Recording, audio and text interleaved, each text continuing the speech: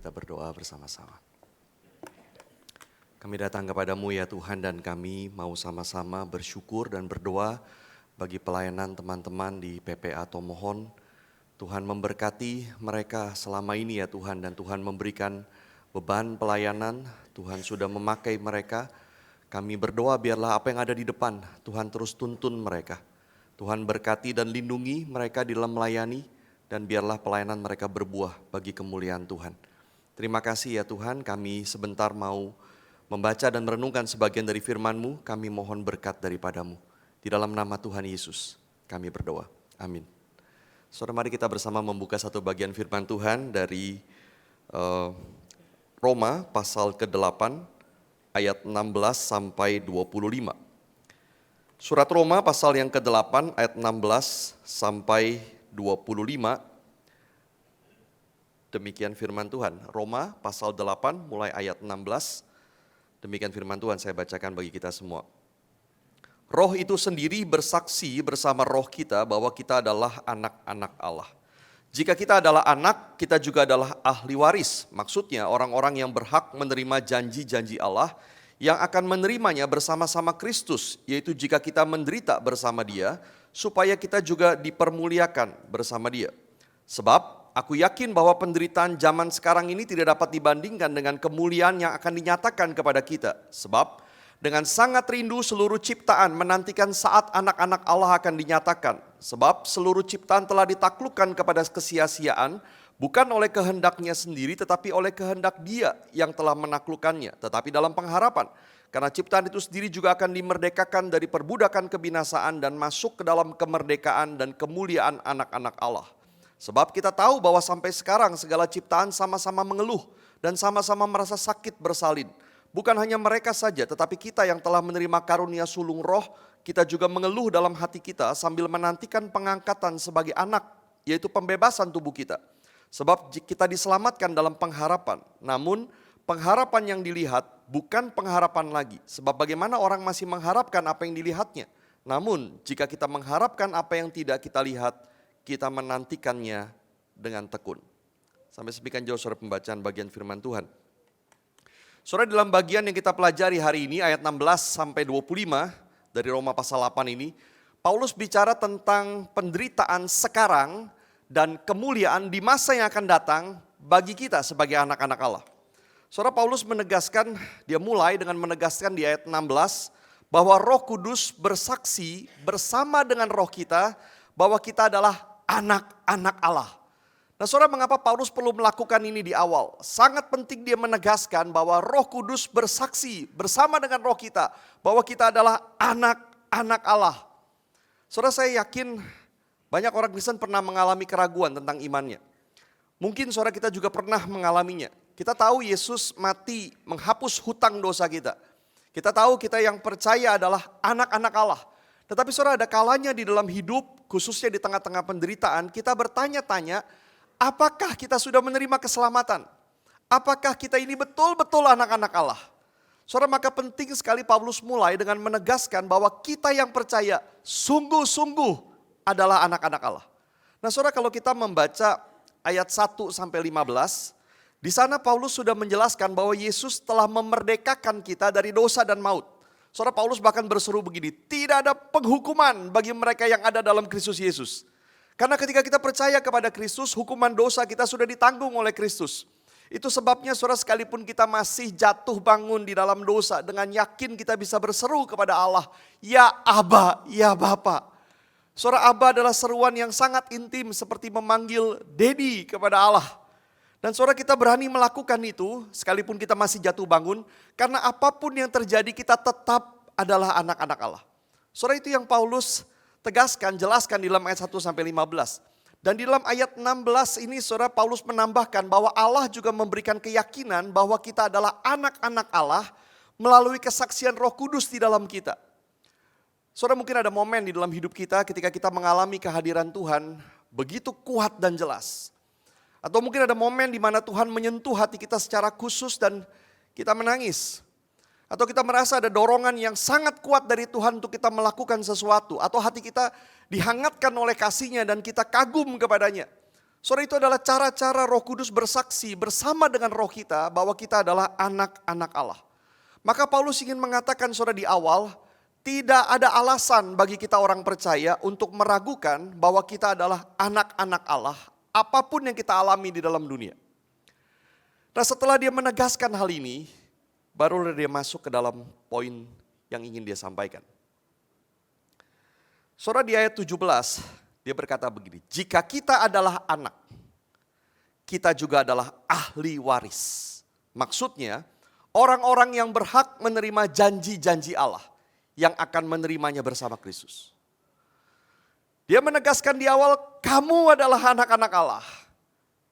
Jika kamu adalah anak, kamu adalah ahli waris, berhak menerima janji Allah, akan menerimanya bersama dengan Kristus. Nah, saudara, pertanyaannya janji-janji apa yang akan kita terima? Saudara, kita paling tidak menyebutkan beberapa hal. Saya sebutkan dengan cepat saja. Yang pertama, rumah surgawi. Yesus berkata, di rumah Bapakku banyak tempat tinggal, dan satu kali Yesus akan kembali dan membawa kita ke sana. Yang kedua adalah perjamuan surgawi. Saudara, kita banyak menggunakan gambaran pesta untuk perjamuan kita dengan Kristus nanti di surga. Simbol bahwa kita akan bersatu dengan Kristus selama-lamanya di dalam sukacita yang kekal. Yang ketiga adalah memerintah bersama dengan Kristus. Kita akan berkuasa atas semua ciptaan, bahkan Paulus berkata kita akan menghakimi malaikat. Dan yang keempat adalah keserupaan dengan Kristus. Kita yang hari ini banyak berbuat dosa, pasti akan dijadikan serupa dengan Kristus. Dan yang kelima, saudara, yang dijanjikan kepada kita adalah Allah sendiri. Mazmur 73 mengatakan, sekalipun dagingku dan hatiku habis lenyap, gunung batuku dan bagianku tetaplah Allah selama-lamanya. Saudara, itu janji-janji yang diberikan kepada kita. Dan Paulus mengatakan, jika kamu adalah anak, kamu adalah ahli waris, berhak menerima janji-janji Allah ini bersama dengan Kristus. Nah, saudara, alangkah indahnya mungkin kita berharap kalau Paulus berhenti di sana. Tetapi saudara, Paulus menambahkan kalimat berikutnya. Jika kita menderita bersama-sama dengan Kristus, kita juga dipermuliakan bersama-sama dengan Kristus. Saudara, perhatikan bahwa ini nyambung di dalam satu ayat. Jika kita adalah anak-anak Allah, kita adalah ahli waris bersama dengan Kristus. Jika kita menderita bersama-sama dengan Kristus, kita juga dipermuliakan bersama-sama dengan Kristus. Saudara, dengan kata lain, anak-anak Allah, ahli waris bersama dengan Kristus, dipermuliakan bersama dengan Kristus, juga pasti menderita bersama-sama dengan Kristus. Saudara, penderitaan di dalam dunia ini yang kita alami adalah bagian tidak terpisahkan dari status kita sebagai anak-anak Allah. Seorang teolog mengatakan kalimat ini, Ligon Duncan, dia berkata, God had one son without sin, but no sons without suffering. Allah punya satu anak yang tanpa dosa, itu Yesus Kristus. Tapi dia tidak punya anak yang tidak menderita. Baik Yesus maupun kita sebagai anak-anak Allah, kita menderita. Saudara, di cara pandang yang sangat penting tentang penderitaan. Saya tidak tahu saudara mengalami apa di dalam hidup, tetapi setiap kita tanpa kecuali pasti mengalami penderitaan. Pertanyaannya saudara, apakah kita mencoba mengabaikannya? Kita gigit bibir, kita pura-pura kuat, atau kita pahit dan marah kepada Tuhan, atau kita putus asa dan kemudian kita mencoba numb the pain, kita mencoba untuk membuat kita baal kepada rasa sakit yang kita alami. Saudara, Paulus tahu sangat penting bagi kita untuk memandang penderitaan dengan benar. Karena penderitaan yang kita alami hari ini adalah bagian dari rencana Allah sebelum kita menerima kemuliaan di masa depan. Saudara, Paulus kemudian menjelaskan lebih detail apa maksudnya. Di dalam ayat 18 sampai 25. Saya akan mengikuti Duncan di dalam membagi penjelasan Paulus ini. Yang pertama, saudara. Ayat 18 bicara tentang suffering now, penderitaan sekarang. Saudara, di ayat 18 Paulus bicara tentang penderitaan zaman sekarang. Artinya saudara, sekalipun kita adalah anak-anak Allah, kita tidak dijamin memiliki hidup yang bebas dari penderitaan. Sebaliknya, kita dijamin akan mengalami hidup dengan penderitaan. Saudara, kita dijamin akan mengalami hidup dengan penderitaan. Saudara, mengapa begitu? Sebagian alasannya adalah karena kita hidup dalam dunia yang memang sudah rusak karena dosa. Saudara, waktu COVID merajalela, apakah kalau teman kita sakit, lalu kita ngobrol dengan dia, lalu dia bangkis di depan kita, lalu kita anak-anak Allah pasti tidak akan kena apapun yang terjadi? Tidak mungkin, saudara. Demikian pula, saudara, kalau ada orang berniat jahat di sekitar kita, dia mau merampok, dia mau menipu, apakah kita selalu akan luput? Atau ada orang yang ngebut mengendarai mobil sambil ngantuk mungkin, lalu kemudian dia nabrak kiri kanan, tapi khusus mobil kita nggak kena, baret pun nggak begitu. Saudara, apakah seperti itu yang kita harapkan? Seperti ada kubah yang melindungi kita. Saudara, di satu sisi Tuhan memang kadang meluputkan kita dari bencana, tetapi tidak selalu. Kalau orang lain bisa sakit, kita juga bisa sakit. Kalau orang lain bisa dilukai, kita juga bisa dilukai. Kalau orang lain bisa berduka dan mati, kita juga. Dan alasan lain, saudara, mengapa kita menderita di dalam dunia adalah justru karena kita adalah anak-anak Allah. Saudara, semakin kita bertumbuh mengenal Kristus, semakin Roh Kudus menjadikan kita serupa dengan Kristus. Itu berarti kita semakin memiliki mata, perasaan, pikiran seperti Yesus melihat dunia ini. Dan itu berarti pasti kita akan berduka. Saudara, ketika kita melihat ada keluarga yang berantakan, kita bukan hanya bilang kasihan, tapi kita berduka. Ketika melihat ada orang yang jatuh dalam dosa, kita bukan menghakimi dia, tetapi kita menangis bersama dengan dia. Dan penderitaan juga kita alami ketika kita melihat diri sendiri yang terus berdosa. Saudara, mungkin kadang kita frustasi mengapa kita begitu lamban untuk bertumbuh. Mengapa kita terikat oleh dosa yang sama bertahun-tahun? Mengapa ada karakter-karakter yang buruk di dalam diri kita yang tidak berubah? Kita berduka untuk diri sendiri. Dan penderitaan tidak terhindarkan ketika kita melayani Tuhan di dalam dunia yang berdosa ini. Kita ingin orang percaya, kita ingin orang dipulihkan, kita ingin orang Kristen bergerak untuk misi Allah, kita ingin keluarga kita, pasangan kita, anak-anak kita bertumbuh baik dan mengasihi Allah. Mungkinkah dunia yang berdosa senang dengan apa yang kita lakukan? Tak mungkin. Mungkinkah setan tenang melihat semua yang kita lakukan? Tak mungkin, saudara. Maka penderitaan pasti kita alami lewat berbagai hal. Tetapi saudara, ada dua hal yang perlu kita ingat tentang penderitaan. Yang pertama, penderitaan itu perlu. Yesus sendiri berkata kepada murid-muridnya begini, bukankah Mesias harus menderita semuanya itu untuk masuk dalam kemuliaannya? Lalu dia menunjukkan dari kitab suci, itulah cara Tuhan. Yesus harus mengalami itu. Dan dia sudah mengalahkannya. Dan murid-murid Yesus sama seperti Yesus. Menderita bersama Yesus supaya dipermuliakan bersama Yesus. Itu cara Allah. Maka yang perlu khawatir bukanlah orang Kristen yang menderita. Karena justru itu adalah tanda bahwa saudara adalah anak-anak Allah. Yang perlu khawatir adalah mereka yang tidak pernah menderita bersama dengan Yesus. Dan yang kedua, saudara, sekalipun penderitaan itu perlu, tapi itu bukan akhir dari cerita. Karena akhir cerita hidup kita adalah kemuliaan. Penderitaan perlu, tetapi akhirnya pasti kemuliaan. Maka yang kedua, saudara, ayat 18 juga bicara soal kemuliaan yang akan dinyatakan. Glory later. Saudara, di ayat 18 ini Paulus juga menunjuk pada masa depan. Dia berkata begini, penderitaan zaman sekarang ini tidak dapat dibandingkan dengan kemuliaan yang akan dinyatakan kepada kita.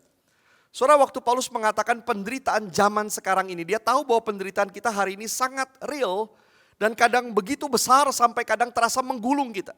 Tetapi yang dikatakan Paulus di sini adalah kalaupun kita hitung semua penderitaan yang kita alami, kita jumlahkan semuanya, tidak sebanding dengan kemuliaan yang akan dinyatakan kepada kita. Saudara, dengan mengatakan ada sebuah kalimat yang sangat provokatif saya kira, saudara. Saya nggak tulis. Kalimat itu mengatakan begini. Allah akan membuat kita begitu serupa dengan Yesus Kristus. Sehingga jika hari ini kita bertemu dengan diri kita yang sudah disempurnakan itu, kita akan tergoda untuk sujud menyembahnya. Saudara, ini pernyataan yang provokatif dan mungkin merasa tidak nyaman saudara waktu kita mendengarnya. Tetapi dia benar. Saudara, di kitab Wahyu, di dalam penglihatan Yohanes melihat malaikat yang menyampaikan firman kepadanya. Dan dia tergoda untuk tersungkur menyembah malaikat itu. Cepat-cepat malaikat itu kemudian melarang dia. Karena dia juga adalah ciptaan, hanya Allah yang harus disembah. Tetapi mengapa Yohanes lakukan itu? Karena Yohanes melihat betapa luar biasanya, kudusnya, mulianya malaikat itu, maka dia ingin menyembah. Saudara, maka Ligon Duncan mengatakan begini, seperti itulah Allah menjadikan kita nanti. Satu kali nanti saudara kita akan bertemu satu sama lain, dan kita akan saling memandang, Lalu kita akan berkata begini, perfect, sempurna sekali kamu. Saudara, setiap kita akan saling berkata seperti itu karena luar biasa. Kalau hari ini saudara kadang kita kagum melihat karya Tuhan di dalam hidup kita atau di dalam hidup orang lain. Nanti kita akan terpesona betapa sempurnanya Allah mengubah setiap kita. Dan Allah mulai mengerjakan itu dari sekarang melalui penderitaan kita. Dia menyempurnakan kita sedikit demi sedikit sampai nanti. Perfect. Maka penderitaan zaman sekarang tidak sebanding dengan kemuliaan yang akan datang. Yang ketiga, surah ayat 19 sampai 22 bicara tentang ciptaan dipulihkan. Surah Kejadian 3 memberitahu kita bahwa waktu Adam jatuh ke dalam dosa, ada konsekuensi yang terjadi pada seluruh ciptaan. Simbolnya adalah Tuhan langsung berkata, terkutuklah tanah karena engkau. Sejak itulah bumi mengalami kerusakan demi kerusakan. Tanah tidak lagi seperti dulu, hewan-hewan tidak lagi seperti dulu. Semua mengalami kerusakan karena dosa. Nah, saudara, cara pandang Kristen akan dunia ini adalah, pertama, ini dunia Allah. Ini dunia ciptaan dan milik Allah. Yang kedua, Allah tidak menjadikan dunia seperti yang hari ini kita lihat. Semua kerusakan hari ini adalah karena dosa, sementara dulu Allah menjadikannya sangat baik. Dan yang ketiga, Allah akan memperbarui dunia ini.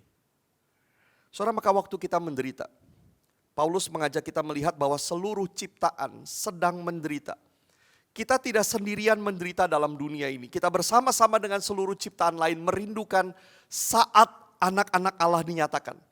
Bahkan Paulus berkata seluruh ciptaan seperti mengeluh, merasa sakit bersalin, tidak sabar, begitu menderita, ingin segera melihat saat anak-anak Allah dinyatakan. Yaitu saat kita menerima kemuliaan bersama Yesus di akhir zaman. Satu kali nanti Allah seperti akan memamerkan kemuliaannya dengan menunjukkan ini anak-anaknya, ini gerejanya. Dan seluruh ciptaan akan terkagum-kagum melihat apa yang Allah kerjakan di dalam diri anak-anaknya, kita. Dan yang keempat, saudara, ayat 23 sampai 25, dia bicara tentang hidup yang bertahan sampai akhir. Saudara, Paulus berkata di ayat 23, kita telah menerima karunia sulung roh. Kita sudah menerima keselamatan, kita sudah menerima Roh Kudus, tetapi itu semua baru karunia sulung karena ada yang lebih besar nanti yang kita harapkan. Maka Paulus berkata bahwa kita yang sudah menerima karunia sulung ini pasti akan mengeluh di dalam hati. Karena kita menantikan pengangkatan kita sebagai anak.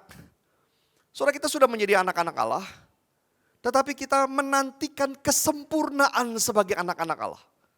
Bagi orang percaya, ketika mati, berarti kita sudah bersama dengan Tuhan secara roh. Tetapi bukan secara tubuh.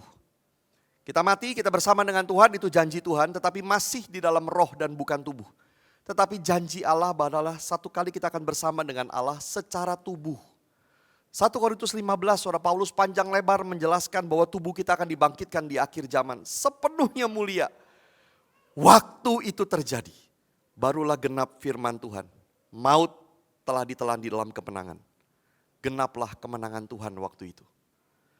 Saudara, terlepas penderitaan apapun yang kita alami hari ini, kita perlu belajar hidup dengan melihat pengharapan yang di depan sana. Paulus berkata kita diselamatkan dengan pengharapan. Kita tahu apa yang ada di depan sana. Kita punya pengharapan yang pasti. Maka kita menantikannya dengan tekun. Saya akan menutup khotbah ini dengan 3 kisah. Yang pertama, tentang Joni Eareckson Tada. Kita mungkin sudah berkali-kali saudara mendengar kisah ini. Izinkan saya menceritakannya lagi karena sangat relevan dengan apa yang kita bahas. Saudara, Joni adalah seorang atlet perempuan Amerika yang usia 17 tahun mengalami kecelakaan. Dia menyelam di pantai. Dia mengalami kecelakaan menyebabkan lumpuh dari leher ke bawah. Dia merasa sangat pahit, marah, frustasi, bahkan sempat ingin bunuh diri. Dan selama itu, saudara, seperti itu dia tidak pernah mengalami kuasa dari Kristus. Tetapi saudara, dalam keadaan frustasi seperti itu, perlahan-lahan dia merangkak keluar dari kegelapan dan dia mulai percaya kepada Allah. Bagaimana dia bisa berubah? Perubahannya terutama adalah ketika dia merenungkan Yesus disalib, tidak bisa bergerak, tidak berdaya, lumpuh seperti dirinya. Dia merasa Yesus pernah seperti dia.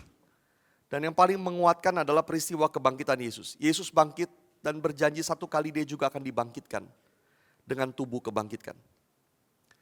Saudara, satu kisah dia yang tidak pernah bisa saya lupakan adalah Joni bercerita. Di dalam satu konvensi selesai dia khotbah, pembicara kemudian mengajak semua jemaat untuk berlutut dan berdoa. Dan dia menyaksikan mereka semua berlutut, dia tidak bisa berlutut dan dia menangis. Kemudian dia teringat akan kebangkitan. Lalu dia menulis begini. Aku duduk di sana. Aku diingatkan bahwa di surga nanti aku akan bebas melompat, menari, menendang, melakukan aerobik. Dan sekalipun aku yakin Yesus akan senang menyaksikan aku berdiri sambil berjinjit. Ada sesuatu yang aku rencanakan untuk aku lakukan yang akan lebih menyenangkan Yesus. Jika memungkinkan di satu tempat, di saat sebelum pesta perjamuan itu akan dimulai. Sebelum para tamu dipanggil ke meja perjamuan perayaan perkawinan anak domba. Hal pertama yang aku rencanakan untuk kulakukan dengan kaki kebangkitanku adalah aku akan berlutut dengan penuh rasa syukur. Aku akan dengan tenang berlutut di depan kaki Yesus. Dan dia menulis berulang kali di dalam buku-bukunya, aku tidak sabar menunggu itu. Aku ingin lakukan itu. Saudara, apakah saudara punya kelemahan fisik? Apakah saudara punya kelemahan mental? Satu kali nanti setiap kita akan punya tubuh kebangkitan yang sempurna. Waktu itu, apa yang saudara akan lakukan dengan tubuh kebangkitanmu? Mimpikan dan rindukan itu. Yang kedua, saudara, beberapa waktu lalu saya menonton sebuah adegan dari film The Chosen. Saya sangat suka saudara film ini, kalau saudara belum nonton, saudara perlu menontonnya. Saudara, adegan ini membuat saya menangis terharu. Di situ saudara Yakobus anak Alfeus digambarkan sebagai orang yang timpang kakinya. Dan satu kali Yesus mengutus ke-12 muridnya dengan perintah untuk mereka memberitakan kerajaan sorga, menyembuhkan orang sakit termasuk orang yang timpang dan lumpuh.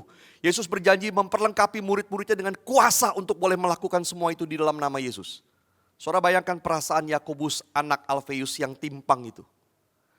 Dia diperintahkan untuk pergi memberitakan Injil kerajaan sorga dan menyembuhkan orang lumpuh dan timpang seperti dirinya dengan kuasa dari Yesus. Maka dia kemudian mengejar Yesus dan bertanya secara pribadi. Dan penulis skenario film itu membuat sebuah percakapan imajiner yang dia bayangkan terjadi antara Yesus dengan Yakobus. Percakapannya sangat powerful sekali. Saya akan kutip sedikit. Yakobus bertanya begini. Tuhan, Engkau mengutus kami dengan kemampuan untuk menyembuhkan yang sakit dan timpang. Jadi Engkau berkata aku akan punya kuasa untuk menyembuhkan. Tapi aku sendiri tidak disembuhkan. Yesus bertanya kepadanya, Yakobus, apakah engkau mau disembuhkan? Yakobus langsung menjawab, tentu saja, tapi mengapa engkau belum menyembuhkan aku? Yesus berkata begini, dalam kehendak Bapa, aku bisa menyembuhkanmu sekarang juga. Dan engkau akan punya kisah mujizat yang indah untuk diceritakan, bukan? Tapi ada sangat banyak orang yang bisa bercerita seperti itu. Tetapi bayangkan cerita yang kau punya, jika aku tidak menyembuhkanmu. Bahwa engkau tetap memuji Allah sekalipun keadaanmu seperti ini. Bahwa engkau fokus pada hal-hal yang lebih penting daripada tubuh. Bahwa engkau bisa menunjukkan dengan sabar engkau menjalani penderitaanmu di bumi ini. Karena engkau tahu bahwa engkau nanti akan hidup tanpa penderitaan untuk selama-lamanya di surga. Yakobus menjawab, tapi Tuhan ini berat sekali. Lalu kalimat penutup dari Yesus membuat saya menangis. Waktu engkau berlalu dari dunia ini dan berjumpa dengan Bapamu di surga. Seperti yang dijanjikan Yesaya, engkau akan melompat-lompat seperti rusa. Waktu itu, besarlah upahmu. Your reward will be great, so hold on a little longer. Maka bertahanlah sebentar lagi. Waktu engkau menemukan kekuatan sejati karena kelemahanmu. Waktu engkau melakukan hal-hal besar di dalam namaku.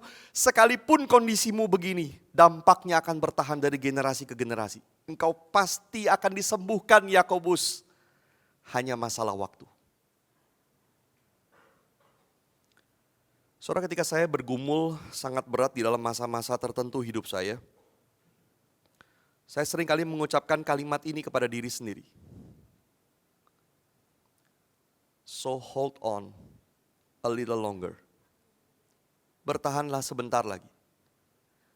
Karena kamu pasti akan disembuhkan, kamu pasti akan dipulihkan, kamu pasti akan melewati penderitaan yang sekarang dan masuk di dalam sukacita yang besar. Hanya masalah waktu. Dan waktu kamu tetap memuliakan Allah di tengah kondisi apapun, dampaknya akan sangat besar. Saudara, Paulus mengingatkan kita bahwa hidup Kristen adalah hidup yang bertahan sampai akhir. Di dunia kita berpegang pada janji. Kita sudah mencicipi penggenapan janji itu, tapi itu hanya cicipan. Kita baru akan berpesta nanti di kekekalan.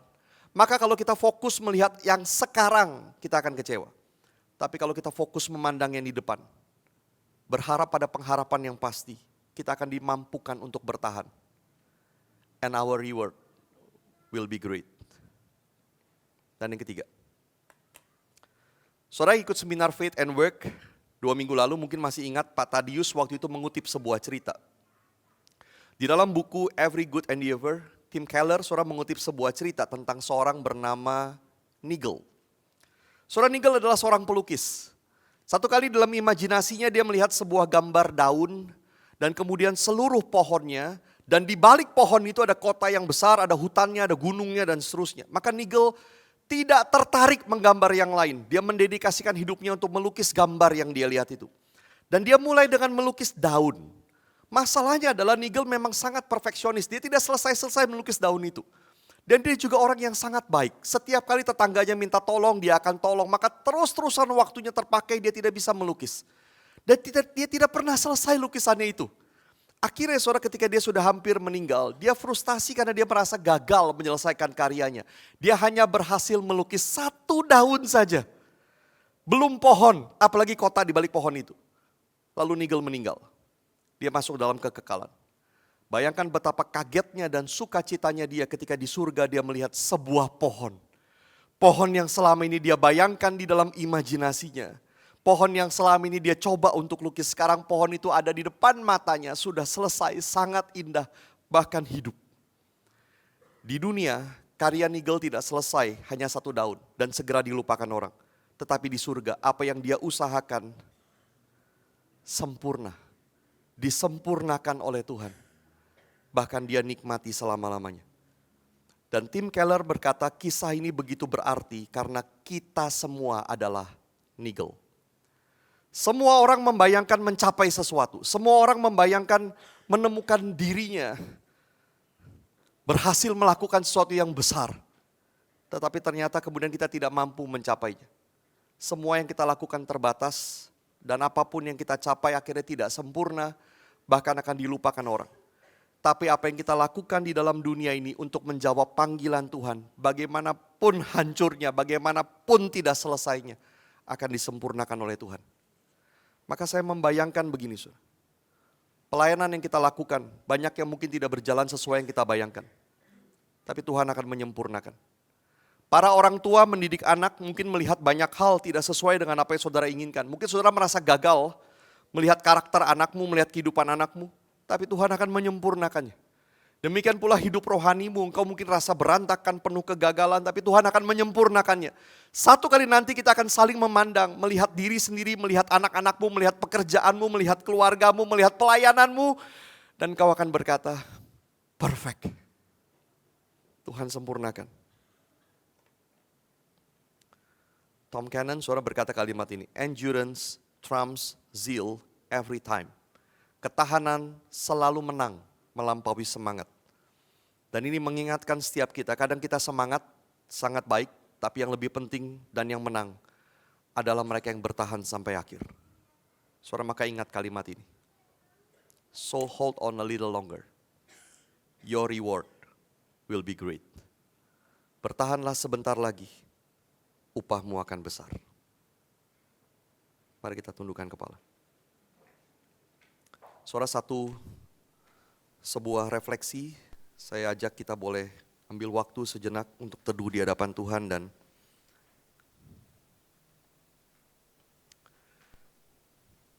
mari kita pakai waktu sejenak membawa seluruh penderitaan hidup kita kepada Tuhan di dalam doa.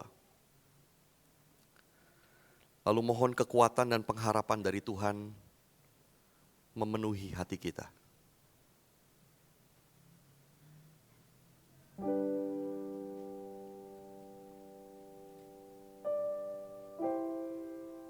bahwa penderitaan hidup kita kepada Tuhan yang tahu semuanya. Tapi mohonlah kekuatan dan pengharapan dari Tuhan memenuhi hati kita. Masing-masing berdoa.